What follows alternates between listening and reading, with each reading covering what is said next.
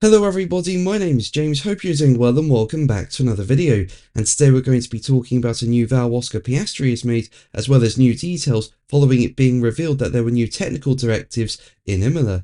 If you enjoy the video, make sure to leave a like and subscribe for more Formula 1 content. Also make sure to follow me on X at James's Pit Lane, I'll leave a link in the description. But let's jump straight into the video. So let's start with Piastri, who has insisted that he will learn after being defeated by Max Verstappen in Imola.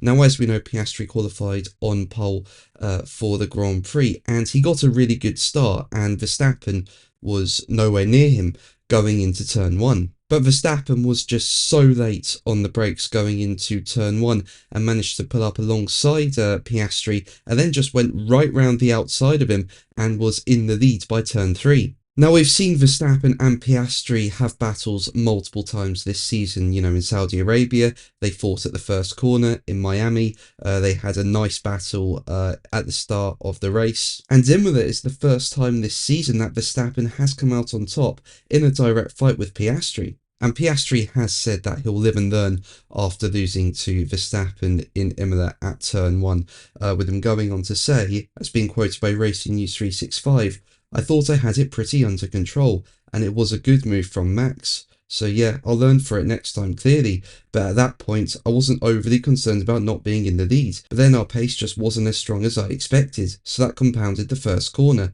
I definitely would have done something different. I would have braked 10 metres later probably. That's all, live and learn. It's never a great day when you start first and finish third." Now, as we know, McLaren's race pace wasn't as strong as what we all expected.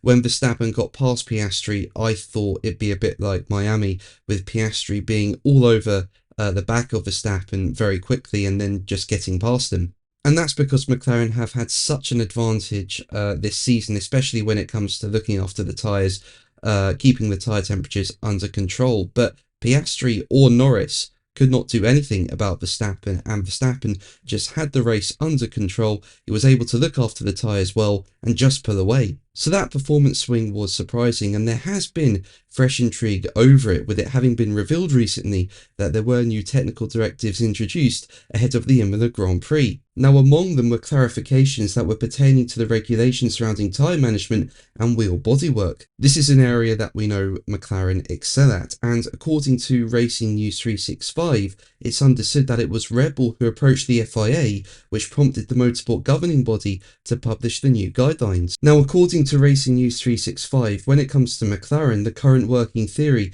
is that the team has been using a microgrid of phase-changing materials inside the drums, with the publication going on to say, "This is a kind of mesh made up of small tubes containing metal alloys, with a melting point that varies between 120 and 200 degrees, depending on the alloy used. In fact, these alloys form a thin membrane inside the drum and channels. As a result, the temperature is controlled, with great benefits for reducing the tyre temperature, allowing McLaren to fire up its tyres quicker and enjoying superior thermal management, a substantial advantage over the competition. It is not uncommon for F1 teams to seek clarity from the FIA about the ploys of a rival team, often being done indirectly by asking what happens if the team develops such a system itself. Red Bull recently asked the FIA whether it would be legal to apply a similar system to the brakes on the RB21.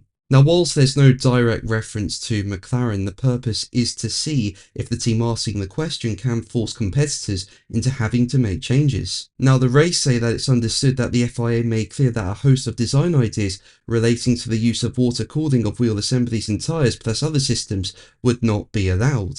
And there's no evidence that McLaren has needed to make changes, with the race saying that from McLaren's perspective, it is absolutely adamant that the technical directives had no role at all in what played out in Imola. And two things to note about the Imola Grand Prix is that Red Bull did bring upgrades to that race, and it's more of a high-speed circuit, which is what the Red Bull car prefers. So those two variables alone, plus having free air, which Verstappen got at the start, could have all contributed to Verstappen having the pace that he did over the McLarens. But it will be interesting to see how the season progresses from here, and if McLaren get back to winning ways from Monaco.